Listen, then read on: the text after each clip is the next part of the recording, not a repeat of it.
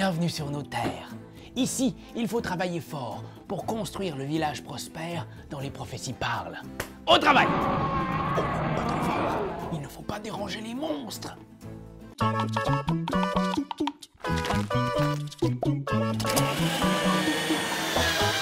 Settlement est un jeu de pose de tuiles et de placement d'ouvriers pour 1 à 4 joueurs. Une partie prend entre 45 et 90 minutes. Une ancienne prophétie guide les pas des paysans venus s'installer sur nos terres. La prophétie est la suivante.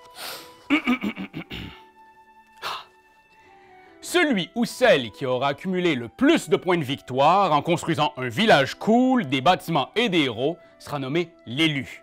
L'élu sera nommé après 6 manches de jeu et n'aura plus à ranger la boîte de jeu. Ainsi parlaient les anciens.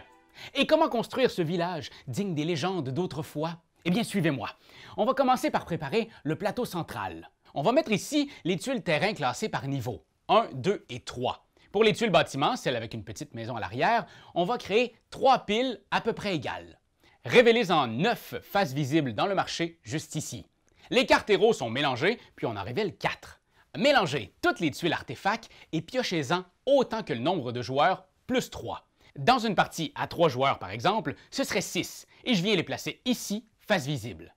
Chaque joueur reçoit finalement un plateau individuel avec 6 paysans et une ressource bois, argile et pierre.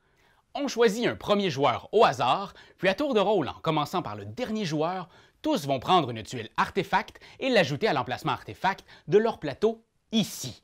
C'est un petit avantage pour la manche à venir. Votre artefact peut vous donner une ressource en plus ou un pouvoir. Haha! Vous êtes maintenant prêt à jouer! C'est parti, mon kiki! À tour de rôle, en commençant par le premier joueur, tous vont faire une action. Si vous ne voulez ou vous ne pouvez pas faire d'action, parce que vous n'avez plus de ressources, par exemple, eh bien, vous devez passer votre tour. Quand tous les joueurs ont passé leur tour, la manche est terminée. Bon, les actions maintenant. Il y a 7 actions possibles dans le jeu et je vais vous les décrire sommairement. Et pas trop fort. Action 1. Construire un bâtiment. Les bâtiments sont les éléments clés de votre village. Ils vont vous fournir toutes sortes de ressources. Les tuiles bâtiments peuvent être installées dans la partie inférieure de votre plateau, juste ici. Pour bâtir, envoyez un de vos villageois sur l'espace construction de votre plateau. Choisissez la tuile de votre choix dans le marché, payez son coût en ressources, ici par exemple une pierre, et installez-la sur un emplacement libre de votre colonie. Dès qu'une tuile est achetée, on la remplace au marché. Action 2.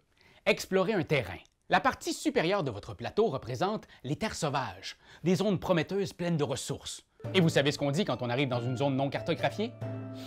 Ici vivent les monstres. Pour explorer, envoyez le nombre de villageois requis dans la zone d'exploration, selon le niveau de la tuile à découvrir.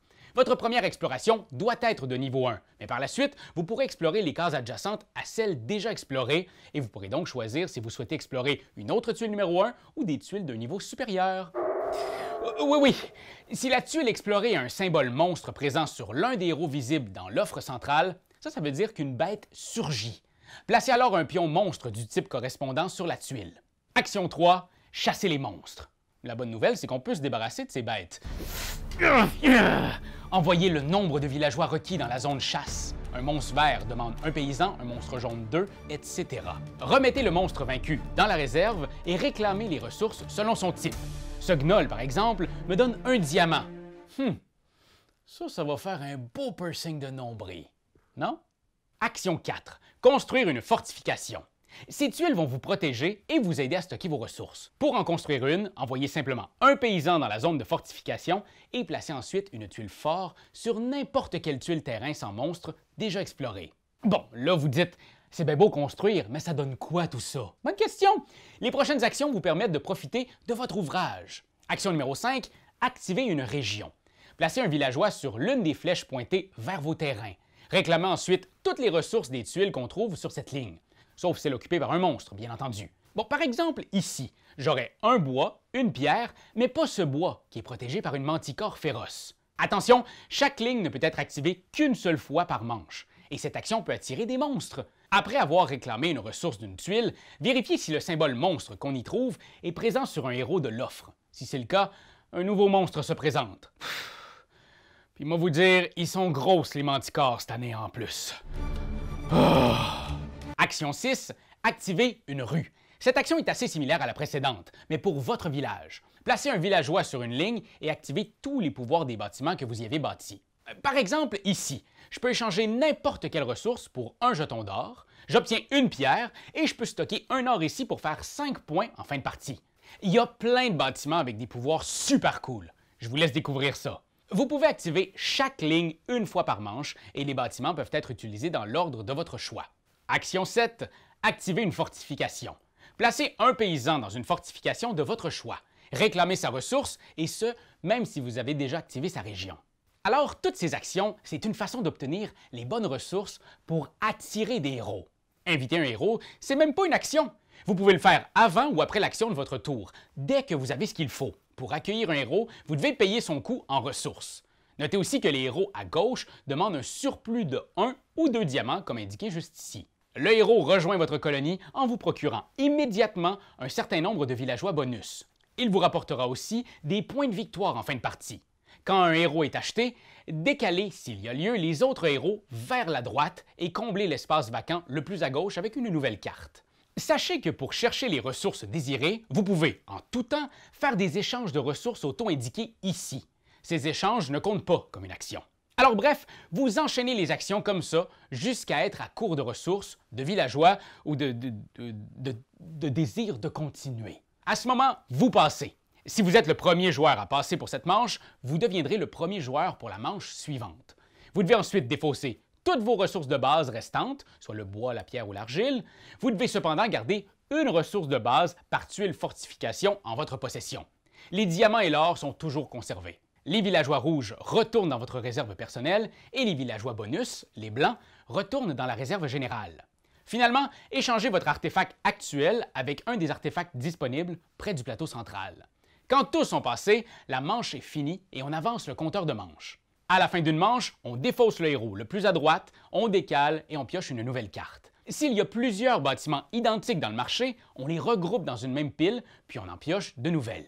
À la fin de la 6e manche, on procède au décompte des points. Certains héros vous rapportent simplement des points, comme ici 6, 7 et 8. Ces héros avec un symbole charrette rapportent autant de points que de terrains explorés. Bon, dans mon cas, 7. Ceux-ci, avec une maison, me rapportent autant de points que de tuiles bâtiments dans mon village. Alors 6, finalement, certains bâtiments me rapportent des points si je parviens à les activer pour stocker des ressources. Ma cathédrale ici me donne 4 points par diamant stocké sur elle, alors 4 x 4, 16. Et ma banque ici me rapporte 5 points par or, donc 2 x 5, 10.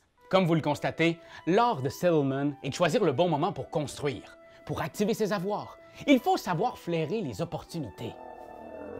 Oh, c'est un dragon, ça. Mais c'est fort, un dragon. Par contre, ça garde beaucoup d'or. Bon, je vais vous laisser, hein? J'ai un petit quelque chose à faire. Salut, Internet! Allez, viens ici, toi! Ah!